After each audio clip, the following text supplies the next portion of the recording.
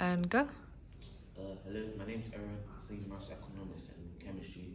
My question to you is, obviously, every day you wake up, get out of bed. Just a simple one. What motivates you to like start your day, just do what you do? Say that again.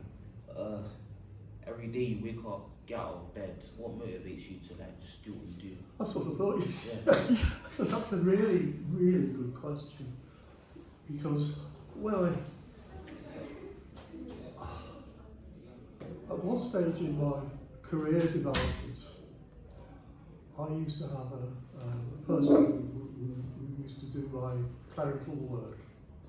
And she used to say to me, every Monday without fail, she said, "You are in a bad mood yet again." And Monday mornings, I used to struggle to get myself geared up to go to work. After half an hour working, I was fine. And the rest of the week, I was okay. So when I wake up in the morning, uh, particularly I had kids when I was quite young. I used to get them up and get them ready for school, and sort of that motivated me. It was there. It was something that had to be done. But if I didn't have anything to do, you wake up in the morning, I tended to go back to sleep for half an hour, which didn't serve any purpose whatsoever. So really, to address the question, I felt it was just how motivated I was. Monday mornings, I was not, definitely. The rest of the week, I was okay. It was nice to have somebody actually who I worked with who could point that out to me, because I didn't realise that I was grumpy. Do you want to ask me something? My name is Gabriel, study psychology, sociology, and PE. My question to you is, I didn't really get much info when you was explaining in the other room, so I wanted to know like what was your main inspiration for like joining the work that you do? My first job I got, my dad sorted it out for me because I'd been for job interviews, there's all. But my dad said, I know somebody who may be able to help you. And it got me my first job. But I did that till I got to a point where I realised that I was in that West. I realised that the whole business of banking was being de-skilled, and they didn't need thinkers, they just wanted doers. And so I thought, what do I want to do? And I thought, I want to help people, young people. And I ended up working for the Prince, what was the Prince's Trust, it's now the King's Trust. And we helped young people to achieve their goals in life. And I did that for 8 years, because that's what I wanted to do. And I really enjoyed it. It gave me a great sense of achievement, because I can actually make things happen. And that was something that I thought, you can't better that. So we used, my business, what was then the Prince's Trust, we dealt with people a bit older than themselves who wanted to work for themselves. And we used to help them to set up their proposal, get the planning done, and fix the finance. And then when they got their business, on day one when it launched, we made sure that they had good mentoring. And the mentoring made a big difference. And we achieved a lot of very successful goals with people. Some people did start businesses and they didn't work out, but we didn't regard that as a failure because they learned so much, and because so much of our funding was soft funding. We could get grants and we could get loans, but we didn't tell the people who we were supporting that the loans were underwritten by the European Investment Fund. So if they didn't pay the loan back, we'd get the money from Europe anyway. So there was no hassle. So if it didn't work out, it just wasn't a problem, and it would help people to achieve other goals. So that was really important. And then I moved on again and I worked for a national company that trained people to be self-employed, because I've got qualifications. I've got a raft of qualifications in it now. So I went to work for them, and then I found myself a single parent with a teenage son. So I thought, stuff this, I'll go work, and I'll bring Will up. And so I brought my son up.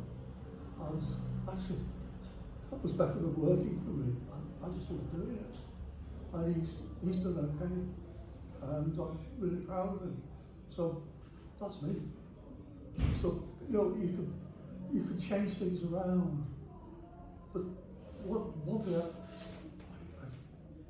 I always say to you, don't let people trample on you. Just no, because one thing I wasn't very good at when I was your age was saying no. I wasn't good at that at all. I could try and find any way round rather than say, no, I am not. And I sort of learned to do that as I got older. I pour that on you. If you need to say no, don't worry about it. Say no, because that will strengthen you. It will increase your strength. Any more questions? You mentioned like all the work you do with young people. So do you feel like satisfied with what you've done, or is there like still younger to do more? It makes me. I feel satisfied because one of the things, or all of the work that I've done, it never achieved anything. I used to look after what was called the money market in Manchester for that West. And I had a couple of people who did all the work, and all I had to do at the end of the day was to go through and check it. And we're dealing with vast sums of money. And I got no satisfaction out of that whatsoever. It was just paper ticking. It gave me no satisfaction. But working with people to achieve a common goal, watching them achieve it, makes you feel that you can actually do something. I can remember a woman I mentored called Ono Eno. I mentored her for quite a while, and then we moved on. She moved on, she got married, and she had children. And then one day, when I lived outside Manchester, the TV on, and the weather forecast was on, and who was presenting it? But Ono Eno, her real name was Ono Eriton, and she was presenting the weather forecast. And I felt a gush of sort of achievement because I helped to open the doors to let her get there. Because she wanted to start a business, nobody had funded it, and I was a banker myself, because I believed in her. And that business opened loads of doors for her. So to see her achieve her goals, yeah. Personal satisfaction is something that you get. Often I found it's difficult to share it at home.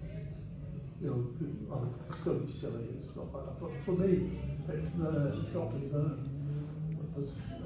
That's the other thing when people around you always seem to think they know better than you. Don't for pity's sake let that get in the way. Because I suffered from that. I still see it, even today. People who think they know, oh, that'll go nowhere. You know that it will. So don't tolerate it, because it will help you to achieve. I believe it helps people to respect you, because they say, no, I've got this guy understands things that I don't. So just take it easy. Okay, guys?